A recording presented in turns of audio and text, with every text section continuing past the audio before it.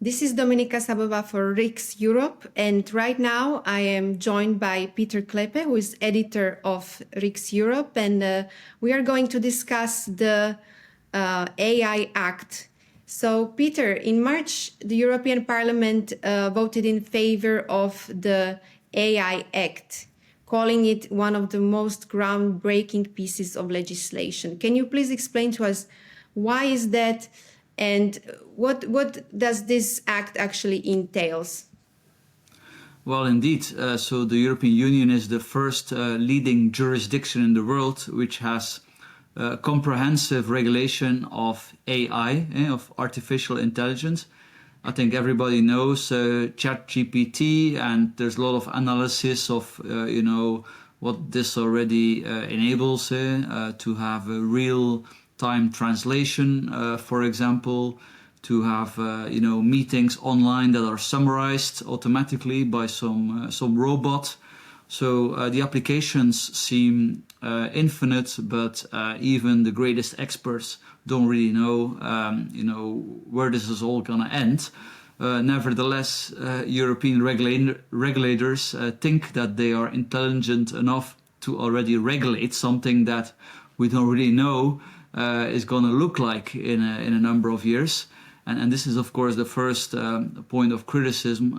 Many observers have also pointed at the fact that it's not just a regulation, it's also quite a strict regulation. For example, open source and closed source are treated in the same way, which is not something that is innovation friendly. Interestingly, the president of France, Emmanuel Macron, who is not known as some kind of free market extremist, I think, he has criticized this piece of legislation. He has said, look, we actually don't have a lot of AI innovation in Europe, apart from France, he said, still French. So he said it's not so intelligent to come up with regulations of something that you do not really produce yourself as much. And I think that is quite true. And interestingly, he also mentioned that it's likely that the United Kingdom will not come up with similar legislation. So maybe Brexit will not lead to the UK slashing all EU regulations, but it will lead to the United Kingdom not necessarily following all the innovation hostile regulations of the EU, which would be great for the UK, but which would mean that at our doorstep we have a massive competitor, whereas we are stuck with politicians that want to basically kill all innovation before it has even happened. Yes. And I would like to discuss more this UK approach to regulating AI. What is the difference between EU and UK approach, and which one do you think is better in terms of competitiveness or in the EU? Well, the EU has already come up with a legislation. The UK, which has a lot more AI companies, is still thinking, what to do. Of course, in the UK, you also have a debate between people that want to adopt a more strict approach and people that want to be more liberal.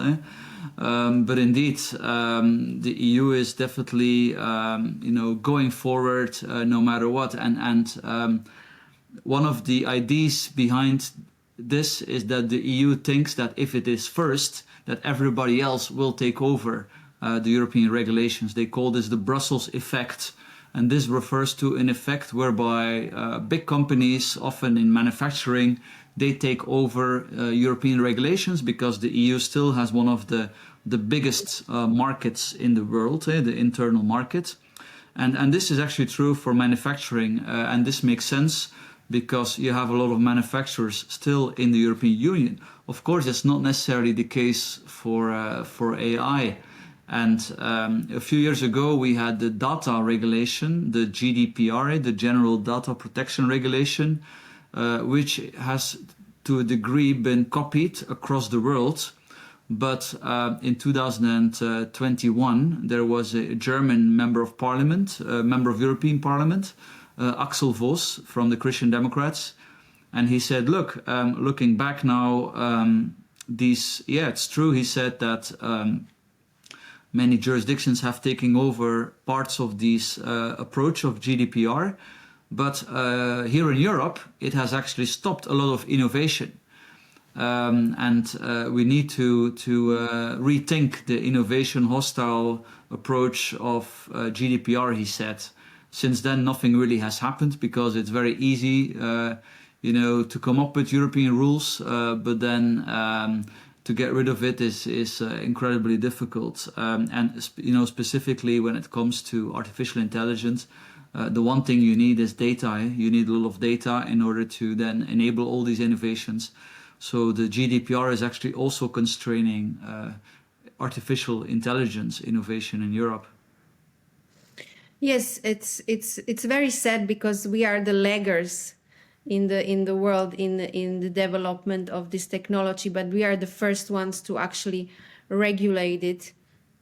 But I wanted to discuss some opinions of the legal experts that are worried about the powers that are granted to the European Commission in classifying the AI systems as high risk.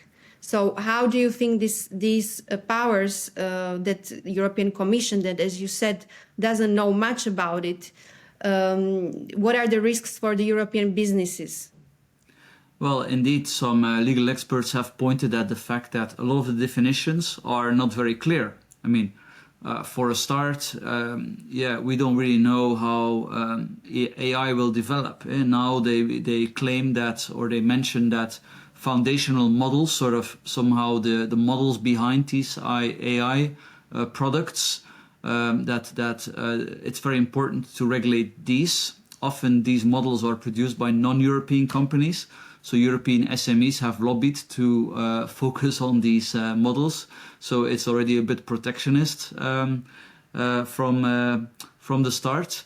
But wherever you stand, the fact is that if you come up with a regulation and if you give enormous powers to unelected bureaucrats in the European Commission, at least the definitions should be clear of what's being regulated, what is allowed and what is not allowed. And also for the AI Act, the legal experts have argued this is not the case. And we all know what happens when a legal definition is not clear. Then bureaucrats that are entrusted with powers will of course then abuse the lack of clarity of definitions to increase their powers over time. And this is in itself, I think, also a very big problem, apart from the fact that innovation is being stifled, that you have the fact that bureaucrats become way too powerful. This is simply undemocratic. Right, but we do know that the AI has to be regulated to some extent. It cannot be wild west, of course. And what do you think is the right approach that the legislators should actually take? How should they go about it? I think we have to trust our existing legal system, which actually offers a lot of remedies for problems that will appear with AI or with any innovation. And for example, one of these remedies foreseen in the civil code of pretty much every continental European country is that if you cause damage and you can prove that, or if you cause damage and it can be proven that you are the person causing damage, then you are liable to pay for compensation to the victim. So this was actually an innovation from Napoleon. Well, he basically codified that from local law. So this has been working fine for 200 years, 200 years during which we had enormous innovations and things that could not be foreseen, but still our robust legal system, which is one of the reasons why Europe is so prosperous as compared to many other places, with independent courts and everything. This robust legal system has actually done a great service, in very different contexts to make sure that people that suffer damage are properly compensated. And of course, maybe over time, in very specific circumstances, certain innovations may require a specific regulatory treatment. But then obviously, I think you need to wait at least until you see how the innovation will materialize. A human cannot foresee how, in particular, AI will ultimately play out. So, in itself, I think it's already very much a sign of hubris that the European institutions think that they are able to do that. Right. Okay, Peter, thank you for this exhaustive explanation of this new AI Act, and I hope I see you next time.